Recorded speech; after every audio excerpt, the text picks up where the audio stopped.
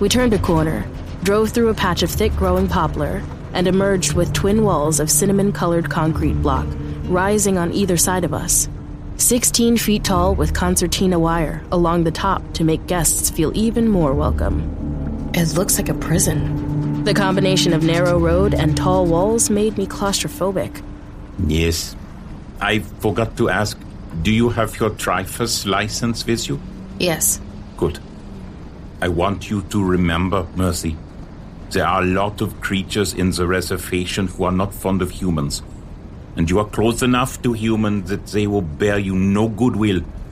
If you step too far out of bounds, they will have you dead first and leave me to seek justice later. I'll mind my tongue. I'll believe that when I see it. I wish Uncle Mike were here too. They wouldn't dare bother you then. I thought this was Uncle Mike's idea. It is, but he is working and cannot leave his tavern tonight. We must have traveled half a mile when the road finally made an abrupt right turn to reveal a guardhouse and gate. Z stopped his truck and rolled down the window. The guard wore a military uniform with a large Bureau of Fey Affairs patch on his arm.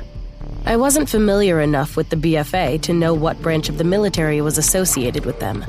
The guard looked like he felt a little out of place in the uniform, even as he relished the power it gave him. The badge on his chest read O'Donnell. He leaned forward, and I got a whiff of garlic and sweat, though he didn't smell unwashed. My nose is just more sensitive than most people's. ID. Z opened his wallet and handed over his driver's license.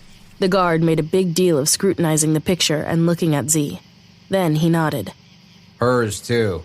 I grabbed my wallet out of my purse and handed Z my license to pass over to the guard. O'Donnell flicked the corner of my license with his thumb. No designation. She's not Fey, sir. Really? What business does she have here? She's my guest. It was like Z knew I was about to tell the moron it was none of his business. And he was a moron. He and whoever was in charge of security here. Picture IDs for Fey? The only thing all Fey have in common is glamour, the ability to change their appearance. The illusion is so good that it affects not only human senses, but physical reality. I don't know what kind of ID I would have had them use, but a picture ID was worthless. Will you please get out of the truck, ma'am? The moron stepped out of the guardhouse and crossed in front of the truck until he was on my side of the vehicle. Z nodded. I got out of the car. The guard walked all the way around me, and I had to restrain my growl. I don't like people I don't know walking behind me. He wasn't quite as dumb as he first appeared, because he figured it out and walked around me again. Z got out of the truck and made his way to my side. Brass doesn't like civilian visitors, especially after dark. I am allowed, sir. The guard flipped through a few pages on his clipboard, though I don't think he actually was reading anything. Sebald Adelbert Smiter. Moron pronounced it wrong. His name is Zebold. Michael McNellis and Olwyn Jones. Michael McNellis could be Uncle Mike. Or not. I didn't know any Fey named Olwyn, but I could count the Fey I knew by any name on one hand with fingers left over. Mostly, the Fey kept to themselves. That's right. Z's patience sounded genuine.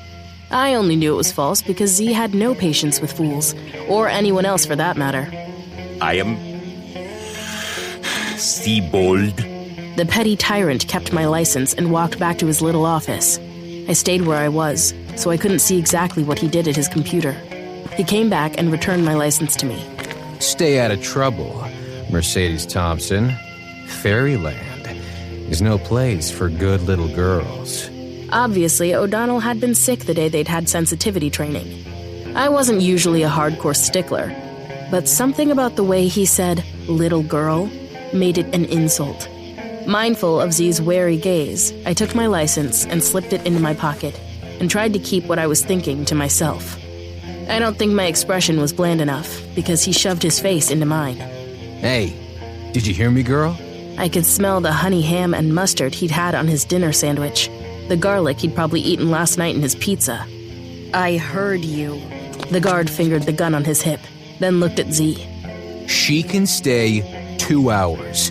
If she's not back out by then, we'll come looking for her.